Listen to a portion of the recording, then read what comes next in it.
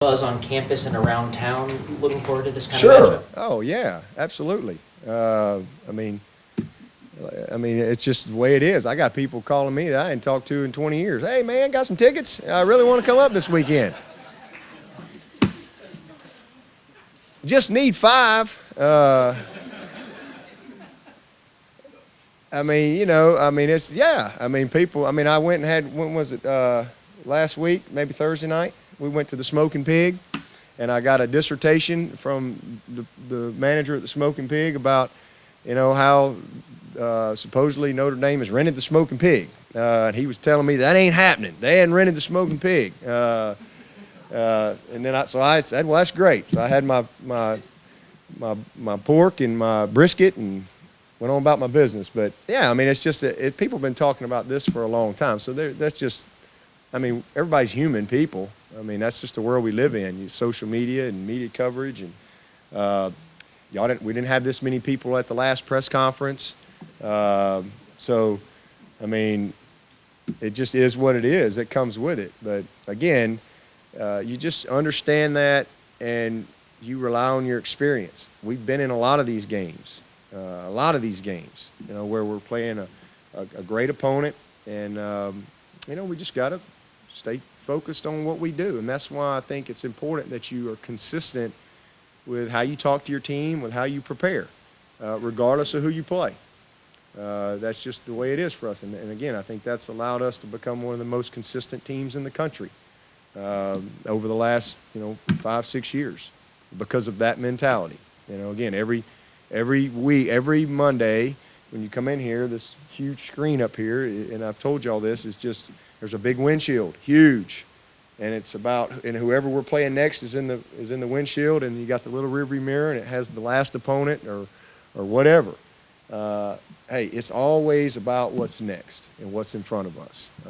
And again, our system doesn't change, and I think that allows our guys to kind of have some stability to where they're not, up or down. We don't meet longer. We don't practice longer.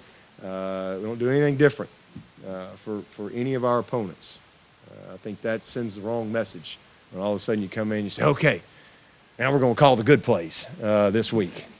All right, now we're gonna practice for 2 hours this week. That's this right here. You just have a plan and you execute your plan each and every week. You talk about being excited to coach against Notre Dame in the back. What is it that's so special about that program? They're Notre Dame. Are you kidding me? This is the winningest program in the history of college football. So, we've played some good ones along the way. We played LSU and the Georgias and Oklahomas and Ohio States. And those are storied programs. And hopefully, how long have they been around?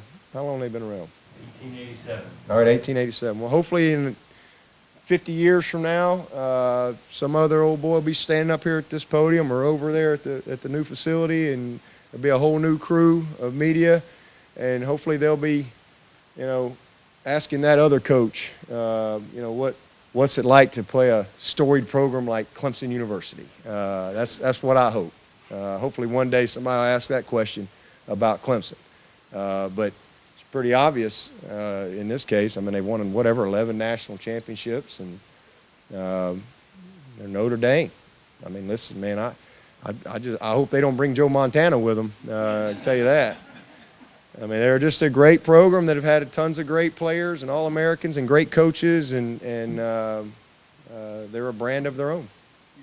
Some of your players on this team appreciate and understand the history of Notre Dame, and then others don't quite know it as well? Probably not. They don't know who Muhammad Ali is, hardly. I'm serious. They don't have a clue. They really don't. I think that they obviously know Notre Dame, and if you live in this country, because of their brand and the media and all that, everybody, of course, hears of Notre Dame. But as far as maybe the history, they probably don't know a whole lot of it. There probably not many of them know Joe Montana played at Notre Dame. Very few know Dwight Clark played at Clemson. So that's just the world we live in. with the young people today. I've had a couple people, I need tickets. I say, I couldn't get Jesus tickets. So, and that's the truth. This is a tough ticket out there, but I do think that's a low blow. Them bringing, I mean, I'm sitting there, I'm going, are you kidding me? That Pope's never been here, and I don't know how long it's been since the Pope's come. And I don't know, it's been forever since we've played Notre Dame, and they done fired everybody up and took him all around the country, and it's been pretty special, kind of watching that and following that. And the one church in New York that he went to, what's that church, Kath? Do you know? St. Patrick's Cathedral. We actually had a chance to, last December, we actually had a chance to go and tour that, and it was all under, it was just scaffolding. And by the way, if you ever want to go in a business in New York, go in the scaffolding business, okay? Because you always have a job. That's, I'm not a big New York guy. I mean, 2 days, and I got to get back and see some trees and sit on the back porch. But every year I go to New York, there's scaffolding, and they just move it across the street. Then there's a project over there, and then they move it over here.